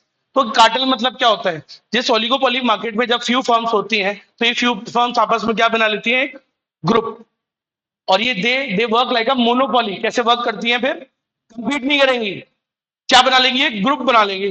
खुद सोचो, आज अगर जितने भी पेट्रोल कंपनीज हैं, पेट्रोल पंप है ना, पेट्रोल कंपनीज में नॉर्मली क्या होना चाहिए, एक बार बताओ, है तो 6-7 फर्म्स, 6-7 कंपनियां हैं, कंपटीशन तो होना चाहिए था, थोड़ा बहुत होना चाहिए ना, कि यार आप इस पेट्रोल पंप पे जाओ अलग प्राइस, उस पेट्रोल पंप पे जाओ अलग प्राइस, कंपटीशन तो होना चाहिए। लेकिन क्या होता है, ऐसा प्राइस, सबकी प्राइस क्या है, तो ये कंपीट ही नहीं कर रहे, क्यों, इन्होंने क्या बना रखा है, कार्टल ग्रुप बना रखा है। बोले क्यों कंपीट करें यार, कंपीट करेंगे अपन आपस में लड़ेंगे तो किसके मजे होंगे, कस्टमर के। बोला अपन लड़ते ही नहीं है, लड़ना ही बंद कर दो, अपन सब हाई प्राइस रखेंगे, सेम प्राइस रखेंगे, घटिया पेट्रोल देंगे, कोई क्या ही कर लेगा क्योंकि सब सेम है, ग्रुप बना के रहेंगे बढ़िया। सही है, इसको बोलते हैं कार्टेल। क्या बोलते हैं, कार्टेल। समझ रहे हो? तो ऐसा बोलते हैं ना कई बार कि यार बॉलीवुड के अंदर भी क्या है, एक ग्रुप है जो आउटसाइडर को ऐसे आने नहीं देता और खुद ही का वो चलाता है, ऐसे बोलते थे ना वो। अरे वो होता है, कई बार आ जाता है कि एक कार्टल सा बना हुआ है। ऐसे ही दुनिया में रियल में है कार्टल्स, बहुत सारे ग्रुप बना के रखे हुए हैं। ओलिगोपोली फर्म कितनी होती है टोटली, 8-10। अगर सोचो लॉजिकली, अगर ये आपस में मिल जाए तो पूरा मार्केट की फिर तो क्या कर देंगे, फिर तो कंज्यूमर्स की लंका लगा देंगी, हाई प्राइस चार्ज करेंगी, घटिया सामान देंगे। तुम क्या कर लोगे, कोई और है तुम्हारे पास ऑप्शन? सब तो मिल लिए ना आपस में, ग्रुप बना लिया, कोई और ऑप्शन ही नहीं बचा। आप बोलो क्या करोगे फिर, कुछ नहीं कर सकते सर। अरे आई कि नहीं आई बात समझ में? सारे चोर एक तरफ हो गए, फिर तो क्या कर लोगे आप, कहां जाओगे? किसी और कोई और कंपनी नहीं है, ग्रुप बना के बैठे हैं। तो ऐसे ही एक और एग्जांपल देता हूं, इसका फेमस एग्जांपल है OPEC, oil petroleum exporting countries. America है ना, अमेरिका, अमेरिका हमेशा से अपनी दुनिया में सबसे बड़ी ताकत बनना चाहता था, हमेशा से सबसे ज्यादा बड़ी सुपर पावर। सुपर पावर कौन होगा, जिसके पास में पैसा होगा। पैसा किसके पास ज्यादा होगा, जिसके पास पेट्रोल होगा, ऑयल तेल की खदान। अब लेकिन पेट्रोल तो ज्यादा प्रोडक्शन कहां होता है पेट्रोल का, मुस्लिम कंट्रीज में, गल्फ कंट्रीज में, सुना होगा आपने, सऊदी अरब, कुवैत, इराक, ईरान, टर्की, इन जगह ज्यादा तेल पाया जाता है। तो अब वो अमीर कैसे बने फिर, तो उसने क्या किया, तेल बेचना चालू कर दिया। आपको पता है दुनिया में सबसे ज्यादा तेल प्रोड्यूस कहां होता है, इन गल्फ कंट्रीज में। लेकिन सबसे ज्यादा तेल सेल कौन करता है, अमेरिका। प्रोड्यूस हो रहा है वहां, बेच कौन रहा है सबसे ज्यादा दुनिया में, वो कैसे, इनसे ले लेके बेचता था आगे दुनिया में। समझ गए, इनसे ले लेके खुद बेचता था दमादम। ठीक है, अब लेकिन क्या हुआ फिर, अब अमेरिका हमेशा से क्या करता है, ये पावर को हथियाना चाहता है, ये पैसा, ताकि वो अमीर ना बने, अमेरिका के पास आ जाए सारा वो तेल वेल सब ना। लेकिन अब क्या करता था वो पहले, 80 के दशक में, 90 के दशक में, ये दुनिया में जो टेररिज्म है कौन लाया है तुम्हें पता है, अमेरिका। अमेरिका ही लाया है, अलकायदा, वो और कौन कौन से, तालिबान, कौन लाया, ये अमेरिका लाया। पता है कैसे, with the help of Pakistan. They created terrorism in 1780s। अगर आप 70-80 दशक के, 70-80, 1970s 80s का ईरान देखो, अगर आप टर्की देखो, तो you will see women with modern clothes, modern कपड़े पहन रही हैं, गाड़ी कार चला रही हैं तब। और बाद में उनके यहाँ पे आ गया तालिबान लॉ, तालिबानी लॉ, मुस्लिम इस्लामिक लॉ, जो वो होता है कौन सा वाला, थोड़ा सा शरिया स्ट्रिक्ट लॉ होता है, जिसके अंदर भाई बेचारी औरतों को इतनी सी आंखें बस इतनी सी दिखती है, बाकी मतलब बिल्कुल उनको पूरा वो कर देते हैं। सोचो यार, एक मतलब एक बहुत बुरी हालत हो जाती होगी अगर अपन इमेजिन करें तो। कोई इंसान सांस भी नहीं ले पा रहा होगा, जस्ट इमेजिन, इतना बुरी उनकी हालत कर दी 80 के बाद। 80 से पहले मॉडर्न थे। समझ में आई मेरी बात? तो ये बनाया गया, अमेरिका ने क्यों बनाया, तालिबान को पैसे दिए, पाकिस्तान को बोले यार एक बनाओ, ताकि हम फिर इन धीरे धीरे, उन्होंने फिर कहां भेजे, वहां से पाकिस्तान से निकाल निकाल के थोड़े अफगानिस्तान में भेजे, थोड़े इराक में भेजे, थोड़े और कहीं भेजे। अब इससे क्या हुआ, अमेरिका को एक बहाना मिल गया, बोले यार अफगानिस्तान, हाँ तुम्हारे तो आतंकवादी है, हमला कर दिया, सीधे ही अटैक कर दिया अफगानिस्तान। बोला हम तो आतंकवादी को मार रहे हैं, इराक पे हमला कर दिया, किसके नाम पे, बोले तुम तो टेररिज्म फैला रहे हो। अरे खुद ही का भेजा हुआ आदमी था वो तो वहां पे, आई वाज में। तो ऐसे करके अमेरिका ने क्रिएट किया टेररिज्म दुनिया के अंदर। वो जो ओसामा बिन लादेन है ना, वो उसी का निकाला, वो उसका उसी का पैदा किया हुआ बच्चा था वो। समझ में आया? ओसामा बिन लादेन तो बेचारा वो था, बेचारा तो क्यों बोलूं मैं, वो था इंजीनियर किसी देश के अंदर, पढ़ा लिखा आदमी था वो। फिर वो ये तालिबान, उसने टेररिस्ट ऑर्गेनाइजेशन ज्वाइन कर लिया, ग्रुप। पैसे किसने दिए उसको, फंडिंग अमेरिका ने, ताकि वो फिर दुनिया में जहां जहां भेजेगा उनको भेजता था, और फिर उस देश पे अटैक कर देता था, ताकि वहां का जो क्रूड ऑयल है उस पर वो कब्जा कर सके। पिक्चर नहीं देखी एयरलिफ्ट, पिक्चर देखी थी क्या एयरलिफ्ट, वो भी नहीं देखी, पिक्चर नहीं देखते सीए कैसे बनोगे तुम। तो भाई ये अमेरिका की स्ट्रेटेजी रही है हमेशा से, कि उनको कैसे भी करके उन पे कब्जा करे और उनका तेल अपने पास हड़प ले, वो कंट्रोल ले ले। आई बात समझ में? अफगानिस्तान पे 20 साल से आर्मी लगा रखी थी अमेरिका ने, मिला कहां पे वो लादेन? पाकिस्तान में। और अफगानिस्तान पे क्यों बेचारों की लंका लगा रखी थी? अफगानिस्तान के लोग पाकिस्तान वालों से लड़ते हैं, चिढ़ते हैं बुरा वाला। if you ever get a chance to go Afghanistan, you will see that they love Indians.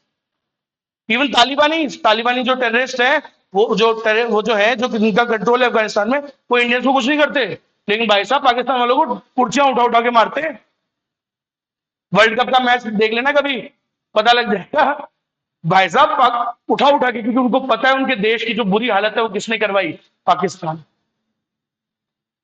समझ में आया? तो ये है, तो मैं ये क्यों बोला, अब अमेरिका तो सब पे गल्फ कंट्रीज पे हमला करना चाहता था, ठीक है, तो हमेशा से उनकी क्रूड ऑयल लेने के लिए, तो अब इन्होंने क्या बना लिया, बाकी अफगानिस्तान ये सारी कंट्रीज ने एक कार्टेल, 16-17 देश हैं दुनिया में जिन्होंने एक ग्रुप बना लिया है, बोले यार अपन साथ में रहेंगे ताकि अमेरिका अपने को डोमिनेट ना कर पाए। OPEC, oil petroleum exporting countries, 16-17 देश हैं जिन्होंने आपस में एक ग्रुप बना लिया है, और यही दुनिया में सप्लाई करते हैं तेल। तो इन्होंने अमेरिका से, ताकि इनको प्रभाव ना पड़े, अमेरिका इनको डरा ना पाए, इसलिए इन्होंने एक ग्रुप बना लिया, cartel, they work like a monopoly, एक संस्था बना ली। गुलाब अमेरिका ज्यादा नहीं बिगाड़ पाएगा हमारा, इसको बोलते क्या है? कार्टेल। जब फ्यू फर्म्स ओलिगोपोली में क्या बना ले, एक ग्रुप बना ले, और वो मोनोपोली की तरह काम करने लग जाए, लड़े ही नहीं आपस में, लड़ ही नहीं रहे, कंपीट ही नहीं कर रहे, सेम प्राइस, सेम आउटपुट, सब कुछ सेम, तो उसको क्या बोलते हैं? कार्टेल। और ये सिर्फ किस मार्केट में पॉसिबल है? समझ में आया क्या? Cartel banana cartel is an example of which market? ठीक है, समझ में आया सभी को? पक्का 100%? ये भी खत्म, बस ये लास्ट चीज बताता हूं। चलो ठीक है, कोशिश करता हूँ 5 मिनट में खत्म करने की, फिर खत्म हो जाएगा ना यार, कल फिर फालतू में इस मूड से आऊं, कोई मतलब नहीं, नए मार्केट पढ़ेंगे। सुनना, प्राइस लीडरशिप बताया था क्या अभी मैंने? तो ये साला प्राइस लीडरशिप क्या होता है? जब एक डोमिनेंट फर्म क्या करती है, लीडर होती है, वो प्राइस को चेंज करेगी और बाकी सब उसे फॉलो करते हैं, तो इसको बोलते हैं, this thing is called price leadership. When one firm acts as a price leader, it changes the price on its own and the others follow it. उसे बोलते हैं प्राइस लीडरशिप। कितने प्रकार की होती है ये? 3, मतलब ये 3 टाइप से कर सकते हैं हम। पहला तरीका होता है, सुनना बस, अब ये जो टॉपिक है इसके अंदर ये लाइंस बहुत इंपॉर्टेंट है, एज इट इज एग्जाम में आएगी, as it is, you just have to identify कि ये कौन सी डिग्री है, कि कौन सा तरीका है। सुनना, पहला तरीका बोलने जा रहा हूं, हर लाइन को समझाऊंगा, याद करा दूंगा। पहला जो लीडरशिप है, 3 टाइप की होती है लीडरशिप। पहला, live and let live. Live and, Hindi में क्या मतलब होता है इसका? जियो और जीने दो। अब सुनना, इसमें क्या होता है, जैसे मान लो कोलगेट है, अब कोलगेट इतना बड़ा हो गया यार आज की डेट में है, तो वो बाकियों से इतना कोई डरता नहीं है। वो क्या सोचता है, बोले यार मैं अपना काम करूंगा, मैं तो अपने हिसाब से चेंज कर लूंगा। वो कर लेते हैं अपनी प्राइस चेंज, वो बोलो ठीक है, बाकी अपने हिसाब से करते रहे, तो नई नई कंपनीज आ रही हैं, वो उससे उसको कोई फर्क नहीं पड़ता। मतलब एक राजा होता है ना, जंगल का राजा, वो एक तरीके से ये सोचता है कि भाई मैं तो हूँ राजा, मैं अपना काम करूंगा, मैं अपनी प्राइस चेंज कर रहा हूँ, let them do whatever they want to do, follow करें तो करें, नहीं तो कोई बात नहीं, खुद भी जियो और दूसरों को भी जियो और जीने दो। आई will do my thing, late them do their own thing. अरे बात समझ में आई क्या? ऐसी गांव वगैरह में क्या होता था पहले, अगर आपको पता हो, कि जब बच्चे की शादी हो जाती थी तो जो बुजुर्ग होते हैं घर के, वो सुबह उठते ही घर से निकल जाते थे। गांव में होता है, अगर किसी कोई गांव से ओरिजिनेटेड है यहाँ पे, तो पहले होता है, आज भी होता है इनफैक्ट, जो मतलब जैसे मान लो बच्चों की शादी हो गई, तो वो फिर वो ना ऐसा सोचने लग जाते हैं कि बोले यार अब घर में रहेंगे तो बहुएं बहुएं काम नहीं कर पाएंगी ठीक से, घूंघट में ही रहेंगी तो काम कैसे करेंगी घर का, भाई है ना। सो दे हैव दिस थिंकिंग, बोले एक बार बच्चे की शादी हो जाए तो फिर वो एक तरीके से घर को एक तरीके से सिर्फ ना त्याग देते हैं, मतलब वो सिर्फ काय के लिए जाएंगे, खाना खाने के लिए, सोने के लिए, तो दे वो मतलब फिर वो सब देख लेना, आप गांव के सब बुजुर्ग एक साथ रहते हैं, डोगरे, ठीक है, एक चौपाल वोपाल बनाई हुई होती है, वहीं पे सब इकट्ठे रहते हैं, क्योंकि भाई सबको पता है भाई घर में रहेंगे तो चक्की होगी या जो भी है परेशानी होगी। सो वो सुबह होते ही खाना वाना खाते हैं and they leave the house, शाम को फिर आते हैं, बस खाते हैं और सो जाते हैं। उनका ये मानना होता है, सोचना होता है कि जियो और जीन। अब बच्चों का आ गया समय, उनको जीनो तो अपने हिसाब से करने दो। वो सुबह उठते ही निकल जाते हैं और शाम को फिर वापस आते हैं। सन में आया बैठक होती है तो सारे टोकरे आपस में मिलते हैं और बस वो अपने साथ, वो एक साथ रहते हैं वो लोग, बस खुद भी जियो और दूसरों को भी। घर में रहेंगे तो फिर वही वाली बात है भाई, वो अगर घूंघट घूंघट में ही रहेंगे तो फिर काम कैसे होगा? They can not walk freely, they can not work freely, right? ये चीज होती है। गांव वगैरह में आज भी कल्चर्स फॉलो किए जाते हैं भाई बहुत तरीके से। तो इसको क्या बोलते हैं? जियो और, लाइन याद रखना कौन सी जो बता रहा हूं, रीड करूंगा। It is a strategy where the dominant firm Colgate accepts the presence of the small firms and sets its price independently। ये वो मार्केट होता है जहां पे जो डोमिनेंट फर्म है वो एक्सेप्ट कर लेता है बाकी प्रेजेंस को, बाकियों को भी, कि भाई ठीक है नई फर्म्स तो आएंगी आएंगी, मैं राजा हूं, मैं अपने हिसाब से करूंगा, ये बाकियों को अपना जीवन जीने दो। ठीक है, so dominant firm accept the presence of the smaller firms. एक बार बताओ, सीए पहले के टाइम पे जो बॉलीवुड है इसका सुपरस्टार कौन था? अमिताभ बच्चन। कौन था? अमिताभ बच्चन। क्या उसके बाद नए सुपरस्टार नहीं बने? तो अमिताभ बच्चन क्या सबसे लड़ता ही था फिर? नहीं ना। तो उसने ग्रेसफुली उस चीज को क्या किया? He accepted it. बोले ठीक है यार, मैंने I have ruled this industry for long, ठीक है, so now the kids are coming, let them come, let them do their own thing, I will do my own. तो अमिताभ जी ने उनकी एक्सेप्ट कर ली। मतलब एक्सेप्ट करने का मतलब ऐसा नहीं कि रिटेलिएट किया कि भाई उनको नुकसान पहुंचाया, नहीं ना, शांति से भाई ठीक है। कौन आया उनके बाद में? उसके बाद कौन सुपरस्टार आया? जैसे अमिताभ बच्चन के बाद मिथुन चक्रवर्ती आया, सुपरस्टार था मिथुन चक्रवर्ती, अगर आपको नहीं पता भाई साहब, superstar, literally superstar. Amitabh Bachchan के बाद मिथुन चक्रवर्ती आया, और सनी देओल आ गया था। एंड गोविंदा, फिर कौन आया? गोविंदा नया सुपरस्टार बना। गोविंदा तो वैसे आज भी कोई टच ही नहीं करता है उनको, कर ही नहीं सकता टैलेंट के चक्कर में। तो गोविंदा आया, गोविंदा के बाद में फिर Shahrukh Khan came, then your this Aamir Khan, और ये सब आए, आते रहे ना। तो क्या कुछ किया लीडर ने? कुछ नहीं। He accepted the presence of the small firms. He decided that I will do my thing, let them do their own. शांति से एक्सेप्ट कर लिया। बोले यार ठीक है यार, इतने साल में कर रहा हूं, मैं राजा हूं, अपने हिसाब से करूंगा, इनको करने दो।